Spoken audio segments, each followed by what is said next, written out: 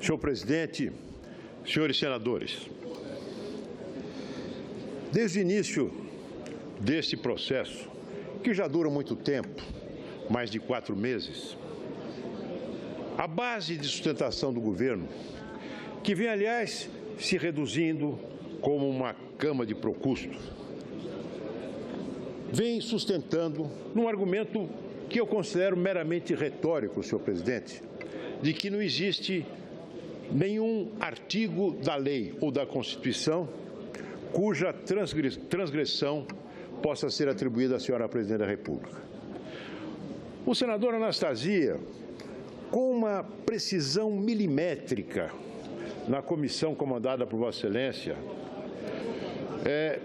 demonstrou a pertinência da aplicação da Lei 10.079, que define o que seja crime de responsabilidade, e da Constituição, aos atos praticados pela senhora presidente da República. E com a mesma precisão, com a tranquilidade demolidora, desconstruiu ponto por ponto da laboriosa defesa apresentada pelo advogado-geral da União. Eu estou absolutamente tranquilo em relação ao enquadramento da senhora presidente da República como passível de ser punida por crime de responsabilidade. O artigo 85 da Constituição e os artigos 10 e 11 da Lei 1079. 1079, Lei 1079 de 1950, calcada em dispositivos constitucionais que vem de 1946. Não é uma legislação ad hoc, aplicável apenas à senhora presidente da República, como foi afirmado aqui. Não é uma invenção. É uma lei, aliás, a Lei 1079, a qual foram acrescidos dispositivos que vêm da Lei de Responsabilidade Fiscal, exatamente pela compreensão do Congresso Nacional e da sociedade brasileira, de que a responsabilidade fiscal é um valor do povo brasileiro, arduamente conquistado pelo povo brasileiro, e que, portanto, qualquer ação que vulnere essa responsabilidade é uma ação que se dirige contra os valores fundamentais sobre os quais se assenta a vida da nossa comunidade nacional. Crimes praticados com dolo específico, o desejo imoderado de se manter no poder, valendo-se para isso da mentira, da fraude, da falsificação da realidade. Crimes qualificados pelo resultado. O resultado desta crise profunda que nós estamos vivendo. Eu venho, senhor presidente, de um estado, do estado de São Paulo, que foi descrito por Antônio Tavares de Almeida como uma usina de trabalho. Esta usina, meu caro deputado Macris que nos assiste, hoje está emperrada. Não é mais alimentado pela energia que vem de decisões corretas do governo.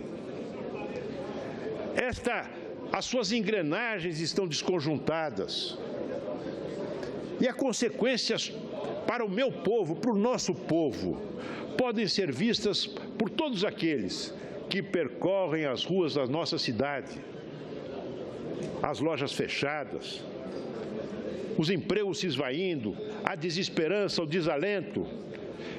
Este é o resultado dos crimes praticados pela presidente da República.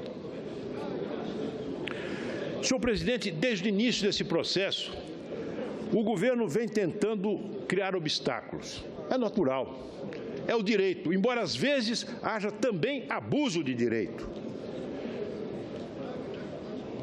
Recorreram ao Supremo Tribunal Federal por 2 vezes. E por 2 vezes deram com o nariz na porta.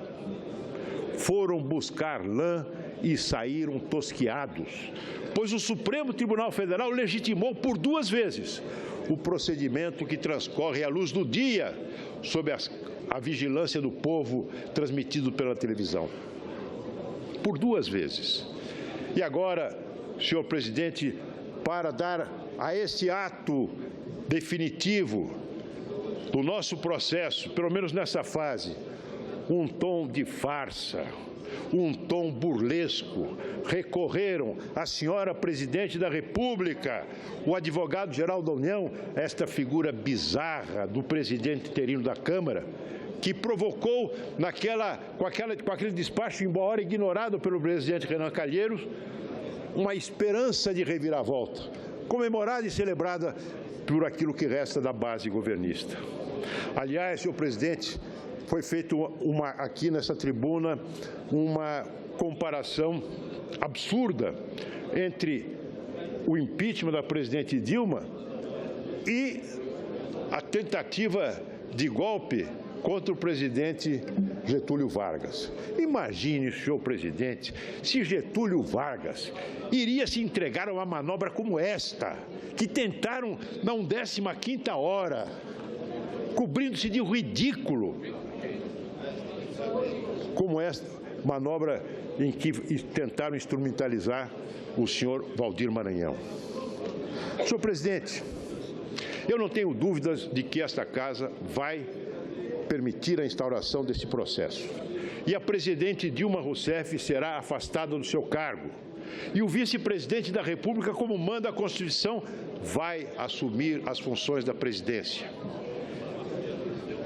Este processo é irreversível, não apenas pelo rigor da argumentação daqueles que defendem o enquadramento da presidente Dilma nas leis que definem o crime de responsabilidade, não apenas pela decisão de políticos, deputados e senadores, que alguns, desde o início, se alinharam com essa tese, e outros que vieram a assumi-la depois. Este processo é irreversível, senhor presidente, porque a cidadania brasileira se levantou, porque a cidadania brasileira reveste-se hoje de uma face inédita, autônoma, livre, muitas vezes desabusada, inconveniente, que se comunica por meios insuscetíveis de qualquer controle, que não obedece à tutela de chamados movimentos sociais, que nada mais são senão correias de transmissão do Partido dos Trabalhadores, dirigidas por pessoas eleitas para encabeçar não se sabe como, e que se utilizam da sua condição de pretensos líderes para viver sem trabalhar. A sociedade brasileira acordou e não vai voltar à passividade de antes. Não há partido político, não há sindicato que consiga colocá-la no molde decidido por outrem. É um movimento espontâneo, que ainda ontem, senhor presidente, fez com que a medida provisória 702 ou 703, que transformava os acordos de leniência em acordos de complacência, foi enterrada aqui no Senado, no Congresso Nacional. É este movimento, senhor presidente, que dá força às investigações da Lava Jato. É este movimento que fez com que o senhor vice-presidente da República, depois de ter cogitado em convidar um advogado honrado e ilustre para ministro da Justiça, teve que desconvidá-lo em razão de uma declaração que ele havia feito em outro contexto a respeito das investigações da Lava Jato. Esse movimento é incoercível, veio para ficar. E ai de nós, se não aprendermos com as lições das ruas. Ai de nós! E é por isso, senhor presidente, que não apenas a senhora presidente da República vai ser afastada por uma decisão de hoje, e é por isso também que ela não voltará mais, ela será afastada definitivamente. Eu não tenho dúvida nenhuma, senhor presidente. Sabe por quê? Porque ela perdeu condições de governar esse país. Não há ninguém que acredite, nem mesmo os seus defensores, que se esmeram num combate de retaguarda para cobrir a retirada de um exército derrotado, nem mesmo os seus defensores acreditam que ela tem condições de voltar a presidir este país. Ela perdeu todas as oportunidades. Perdeu a oportunidade de falar a verdade para o povo na campanha eleitoral. Perdeu a oportunidade de corrigir os rumos do seu governo quando convidou Joaquim Levy, de um lado, para fazer ajuste fiscal e, de outro lado, estimulava movimentos disruptivos, movimentos de contestação, movimentos do seu partido, que criavam todos os obstáculos para que o programa do ministro Levy, apoiado por Vossa Excelência, senador Renan Calheiros, tivesse um desdobramento positivo. Ela perdeu as oportunidades lá atrás, em 2013, quando a primeira manifestação forte do despertar da sociedade civil foi respondido por ela com uma sucessão de slogans, os chamados pactos, que se esgotaram no seu pronunciamento de televisão e aos quais ela não deu nenhuma consequência. Perdeu as oportunidades quando, depois de afastar os chamados pessoas que teriam cometido, segundo ela, malfeitos, numa operação de faxina, trouxe de volta todos os faxinados, incorrendo assim naquele anátema do profeta Isaías, dirigido contra governantes corruptos de Israel. Os teus príncipes são amigos de ladrões. Ela se aninhou nos braços da mais sórdida fisiologia, tentando salvar o seu governo, não entendendo que ela se embrenhava no mato sem saída. Perdeu as oportunidades, senhor presidente.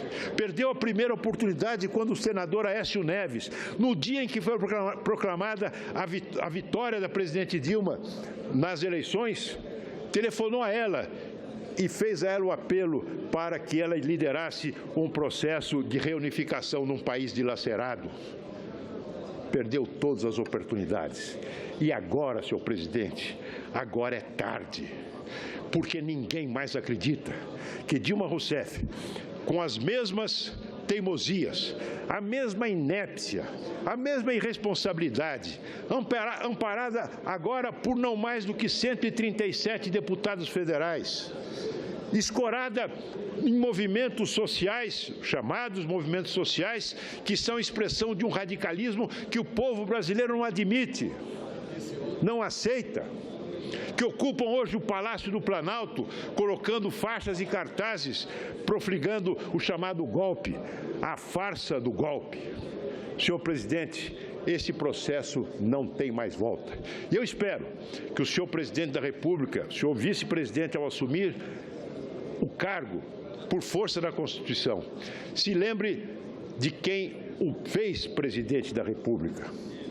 Quem fará o senhor Michel Temer, presidente da República, é a sociedade civil brasileira, que quer decência, quer eficiência, quer responsabilidade e quer patriotismo. E eu tenho certeza que o senhor vice-presidente não nos decepcionará. Muito obrigado.